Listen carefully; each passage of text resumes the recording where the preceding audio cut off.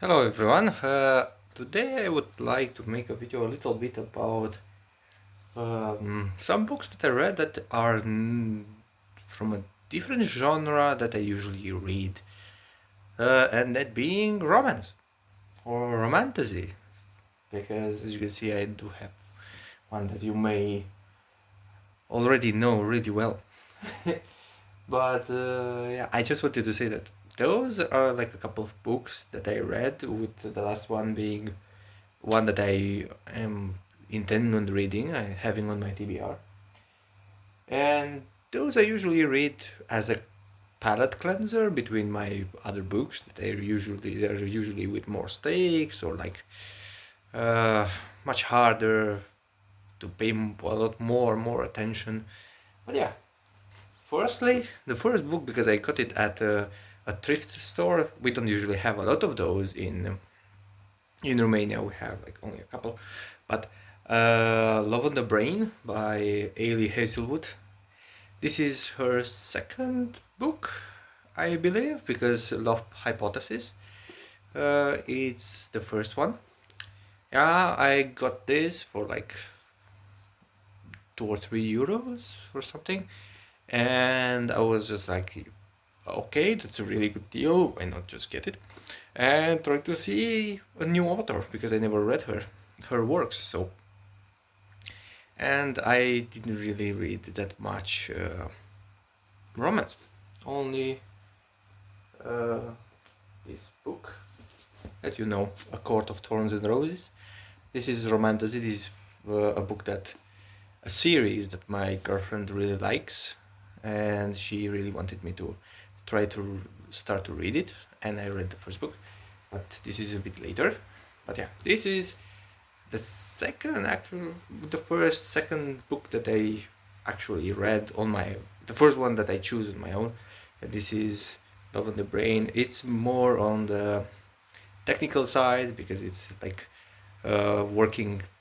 They are forced to work together on the same project, um, and yeah, they think they hate each other, and it's while actually they kind of fond over each other. It's really something. But yeah, eh, I don't know why people don't really like this so much. Maybe I'm not as well read on romance, on the romance side, to be like, yeah, this has like flaws, really deep flaws or something.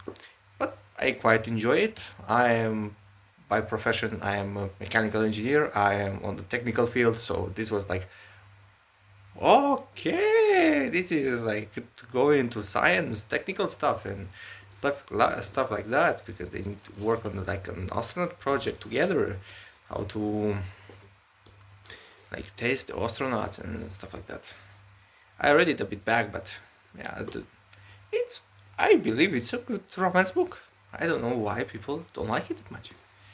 And yeah, A Court of Thorns and Roses. This is romantasy. Um, yeah, what can I say? This is a really well-known book by series by Sarah J. Maas. Um, yeah, Feyre is in. It has she has some flaws, but yeah, it's a book focused on the romance side. It has a plot. It has that is going on, and with fairies and how she got to be like kidnapped and everything, and then she get to the fairy realm, and how what why is she there, we find out later in the book, the reason exactly, and what trials she has to go through, what she has to cope with her family and stuff. I it was a decent book in the fantasy side. The plot in the romance, I thought it was like not bad at all. And so yeah, I don't see why. They say that you have to go through this first to get to the second one. I didn't read the second one. I planned to read it, but I think it was good. And I think if people want to give it a shot, to be like, yeah, I need like a romance, a focused romance plot, and I want a fantasy setting. This is like a good series to try to do that. I think it was good. The next one is They Both Die at the End. This book I got because of the cover. Of course, it's like you look at it and they're like, what? And the name, They Both Die at the End. What is this about? And everything. And it's about this world. You will get a call that will announce that you will die in 24 hours. And yeah, those two people, there's two main characters here, and their friends and family are like people around them that are really close to them, and they get called that they will die. One of them is an introvert, one of them is an extrovert, and they try to go out of their comfort zone. I mean, at least the introvert, I don't remember exactly because I think it was Mark and one second, Rufus and Matteo. Rufus and Matteo. Yeah. It's I didn't expect to be this sort of like a romance book because they go through the day together, they get closer, they realize that they can believe in one person, and how to say goodbye, and how much that affects someone, how you don't want to be a burden on some people, to let them know that you're just going to die. And it has like a couple of really emotional scenes. For me, at least, it had a couple that are really like hitting home with trying to say goodbye. And yeah, it's sad because, like the title says, they both die in the end. Sadly, it's not like really happy ending. It's a really happy journey. I mean, journey where you find someone that you love and cherish, and sadly it ends because that was the book. So I do recommend this. This is like it is a really fast read, even though it's like 300 pages. It's like big font. You can see like, yeah, I think it's not really big font. It's an easy read. You can just get this done. I think I finished it in like 3 or 4 days, and not really trying to read that much. Yeah, this is another, but this is a big romance book. This is Things We Never Got Over, starring our like a big manly guy, Knox Morgan, and Naomi, and our protagonist, like Naomi. Yeah, I don't really know how to sum it up, but it's Naomi just finds herself after she fled the wedding. This is like the first couple of chapters. She fled her own wedding. She just left his future husband at the altar, and she just like flew away, grabbed the car, grabbed everything, just went out.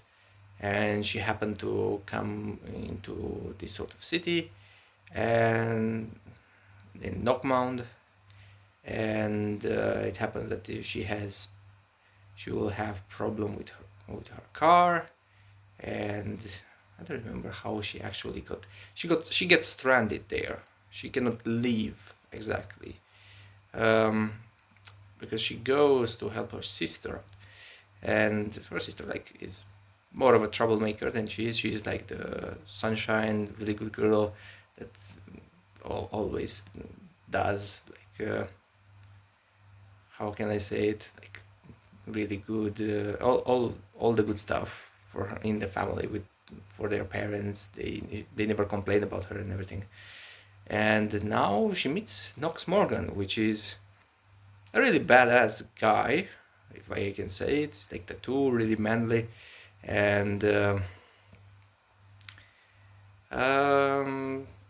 he is like wealthy because he won the lottery. He owns like a bar and everything, but that's like beside the point. She finds out like a bit later about like the money stuff. That doesn't matter. It's more on the fact that he looks after her, because when Knox sees her, It's just like, what the, wow. He is like left like speechless in a way. It really, he got a big crush on Naomi. And yeah, he tries at first not to be like, yeah, I get a crush on her, but she always helps her out, even though they argue through it and everything. It's not just being like, yeah, I'm helping you out. It's more like, yeah, like you. He says it in like not that polite way. You know, how can I say it? And because she sometimes is just like, what? Oh, why are you doing that? It's like, yeah, I'm doing that.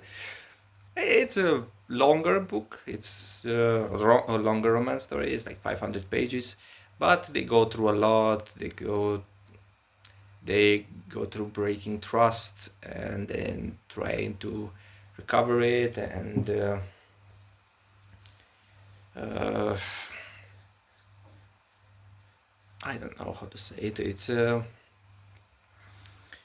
the end, Knox has to realize a couple of things, what he actually wants and everything. But it's it's a really good book. I really enjoyed it. It's a really nice romance. This one was a really good palate cleanser that I read after coming from work. That's one session that I usually read like 40 minutes on the bus. It was really good, even though it took a bit longer. This is not romance in a way, but this is cozy fantasy that has a romance subplot. It's Legends and Lattes. I posted a story about Legends and Lattes, like this from Travis Baldry. That edition is like really amazing. It's really good. But yeah, this is cozy fantasy, low stakes, opening a cafe, going through that renovation, getting the coffee machine and learning how to do a latte, learning how to have some other food besides the coffee, learning how to make people enjoy coffee as they never drank it. It's like, it's a really good cozy fantasy. This is a good, like a warm hug. This is like, when you read it, it's like someone is giving you a warm hug. You should have your cup of coffee or like tea beside it and read it, and you feel good, and it's good. I really enjoyed it. And plus, it's like not a long book, 300 pages, big font. It's really good. And this will be in my TBR. This I will try to get over to it. This is A Little Life. I don't know if it's a romance book or what happened. It's a really emotional book from what everyone says. It's like you are going to feel the emotions that are coming up from it. So I saw it. I saw a lot of recommendation. I was like, yeah, I buy it. That was kind of me. Sadly, we don't have a lot of thrift shops, especially with like English, like the English versions of the book. Maybe we have more thrift shops about in Romanian, but I don't really enjoy reading it in Romanian. I don't know why, but I think it's better to read it in the language that the author wrote it. Of course, there's like classics like Fyodor Dostoevsky with the Crime and Punishment and stuff that I don't know Russian to actually read it like that. But if I can read it in English, because I know English up to like a decent level, in my opinion, I would gladly just have the books in English. And most of my library is just in English. So yeah, those are like a couple of books, romance books and cozy, that I have on my library on my collection, and one TBR that I cannot wait to get to. But yeah, I hope you enjoyed the video. So see you later. Bye bye.